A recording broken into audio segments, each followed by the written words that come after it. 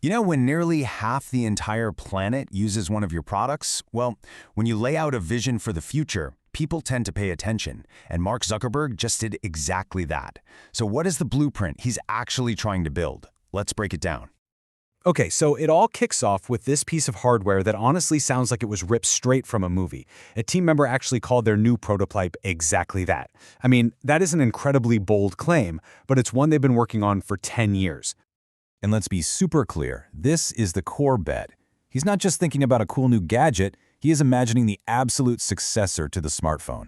This is all about a fundamental shift in computing, one that's born from this idea that all of us staring down at these little screens in our hands is, well, just a temporary and kind of unnatural phase.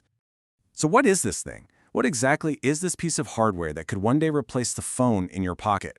Let's take a closer look. The real magic trick here is miniaturization. After a full decade of work, they have somehow managed to shrink all this immense computing power, the power you need to project stable, full-color holograms into the real world, and they've squeezed it all into a device that looks and feels like a normal pair of glasses. That is the breakthrough. Zuckerberg himself describes an experience that is just so far beyond a simple video call. It's about interacting with a three-dimensional, full-body hologram of a person, as if they're physically standing right there in the room with you. Wild, right? And this really gets to the fundamental why of it all.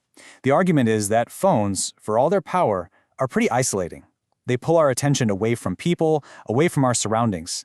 These glasses are designed to weave computing into our lives so seamlessly that we can actually stay present and engaged with the world around us. Now, this entire vision is really built on two main pillars. The first one, and you could argue it's the most important, is this concept of achieving true digital presence. You hear him use that term presence all the time, but it can feel a little abstract. So what does he actually mean by it? Let's really break it down. For someone who spent 2 decades designing social apps, this is the ultimate goal. It's moving beyond just connection to the feeling of connection. You know that feeling of truly being there with someone? Ultimately, presence is an illusion. It's a trick you're playing on your own brain. It's when the technology is so flawless, your brain is utterly convinced that you are sharing a physical space with someone, even if they're on the other side of the planet. This really highlights the huge leap they're trying to make. Think about it. We went from the telephone to video calls, but we're still just watching a flat screen. The whole goal of presence is to move from passively watching someone to actively interacting with them in a shared, believable 3D space. But achieving this is unbelievably difficult. He told this story about a ping pong demo where the feeling was so real, he instinctively dropped the virtual paddle on the virtual table. That's a success. Because if the latency is off by just a few milliseconds or the physics feel a tiny bit wrong, your brain immediately rejects it. The illusion just shatters. All right, so the second pillar of this vision is just as ambitious. It's an AI that understands not just your commands, but your entire context. This isn't about asking an AI for a fact or telling it to write an email. This is about an assistant that knows your history, your schedule, and what you're literally looking at in the moment. Imagine an AI that could remind you of someone's name right as you're about to greet them, just seamlessly. And this is exactly why the glasses are so critical to the whole AI vision. They can perceive the world from your perspective. They give the AI the two most important senses that we use to understand context, sight and sound. For an AI to be truly helpful, that's an absolute game changer. But this all raises a really fascinating question for us, doesn't it?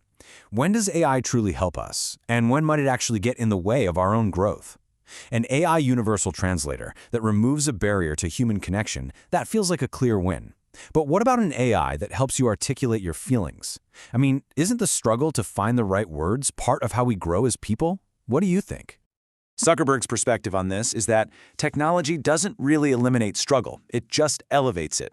We won't stop striving, we'll just be solving new, higher-level problems in creativity or communication or science. Is he right? Or are we maybe in danger of outsourcing parts of our own humanity here? And this debate, it isn't just theoretical. It lands right in the middle of a very real and concerning paradox of our time. We have more tools for connection than ever before, and yet, the data shows we're feeling more disconnected. I mean, the numbers are stark. Over just the last 2 decades, the amount of time American adults spend socializing in person has fallen dramatically. And if you look at young people, that drop is even steeper. So what is going on here? And then there's this number. This is maybe the most sobering statistic of all. The number of people who report having no close friends at all has quadrupled. Quadrupled. This is the human reality that these new technologies are stepping into. So, Zuckerberg's argument is that this technology isn't meant to replace the physical connections we already have. It's for the connections we don't have. You know, with family across the country, or friends who have moved away. It's all about supplementing, not substituting. So the vision is clear, but the path forward, it is full of massive, open questions. We are looking at a future that is very, very much unwritten. And when he was asked what the single biggest uncertainty on his mind was, it wasn't about social dynamics or product design. No, it was something much more fundamental about the technology itself. And that's really the thought to leave you with. With the current AI models, the more data and computing power you add, the smarter they get. And unlike previous technologies, they haven't hit a plateau. Nobody knows how far this will scale, leaving all of us to wonder just how powerful these systems will become. What do you think that future holds?